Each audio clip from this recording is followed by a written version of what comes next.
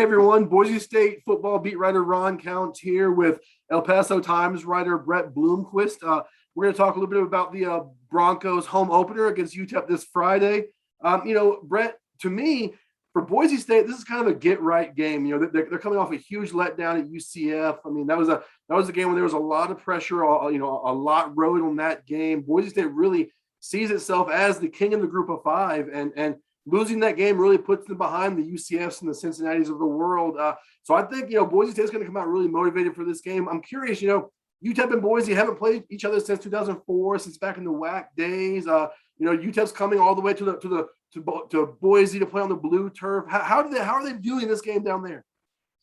Yeah, it's certainly the marquee game on their non-conference schedule. I think they're not saying as such, but I think they're kind of hoping they can get off to a 4-1 start with this being the one. So, it's almost, I think in some ways kind of like a bonus. It's the game they're not expected to win. So kind of takes a little bit of the pressure off. They certainly had pressure to win their first two and probably will their next two after Boise. But, I think this is almost like a bonus for them, a chance to go on the road, a tough place to play. And if they play well, that's what they're looking for. Just hoping they have a good showing. Yeah, I can see that. So Bret and I are just going to kind of toss some questions back and forth to each other. Bret, since you're the visitor, we'll go by baseball rules, and I'll let you bat first.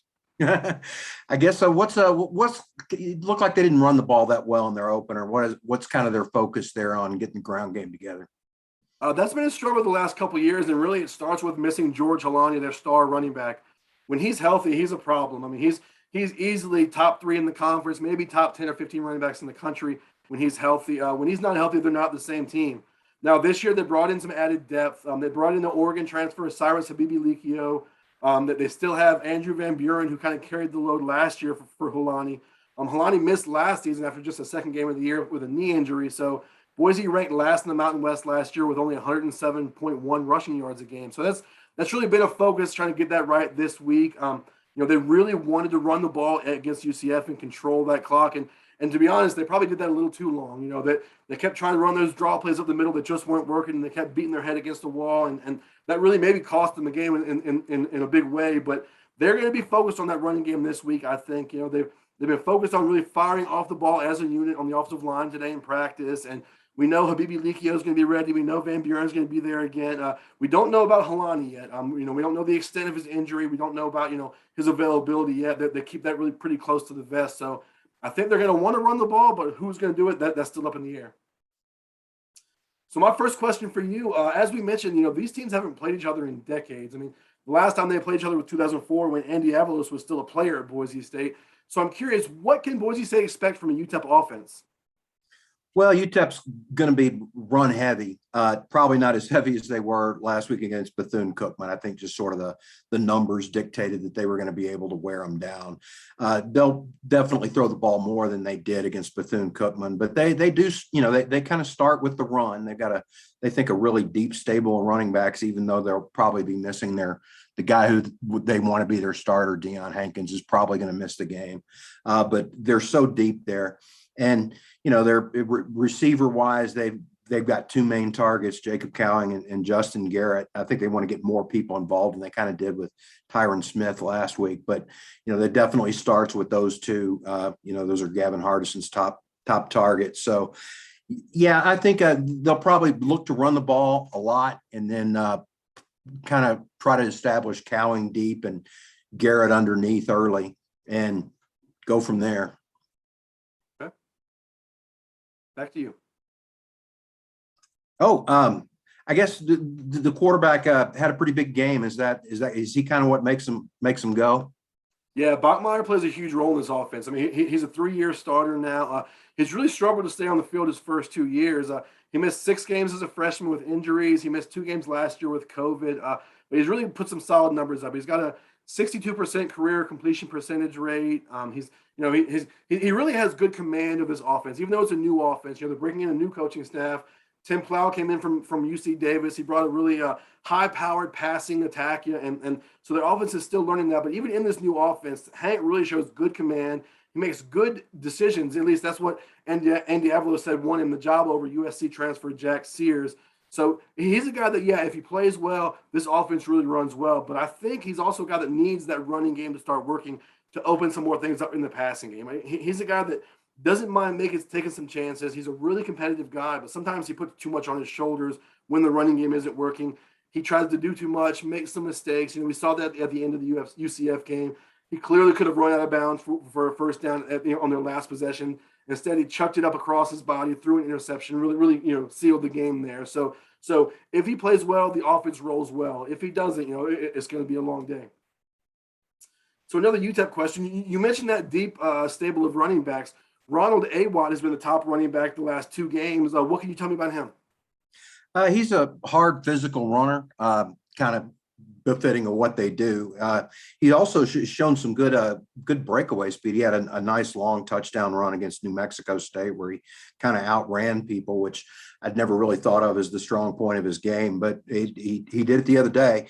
And he's a good slasher too. He's good at finding small creases and getting downhill pretty quickly. He's a downhill runner. In fact, most of really all their running backs are. And yeah, he can be a load. He can be hard to tackle when he gets going. He was their number 2 coming into the year, and now he'll most likely be the starter here with Deion Hankins out. But the guys behind him are awfully good. You mentioned Hankins. Is he out with an injury, or is that a COVID situation? Or no, it's a shoulder, and they said they were definitely holding him out against Bethune-Cookman, and I think they're also thinking they're going to hold him out this game too, Boise. Frankly, I think they want him to be 100% for the game coming up against New Mexico, and then and they've got a bye week before that, so give them an extra week to heal there, and I think they're kind of focusing on being 100% going into that New Mexico game, which is kind of to me the pivotal game of the season there. That's kind of the one that could launch them. But yeah, they're probably going to hold Hankins out. I don't know if Boise's a team you want to be playing with a gimpy shoulder. So anyway, and like I said, they feel they're plenty good, 3 deep without him. In fact, they even moved a 4th guy there from receiver Ray Flores, who was actually running some of their Wildcat.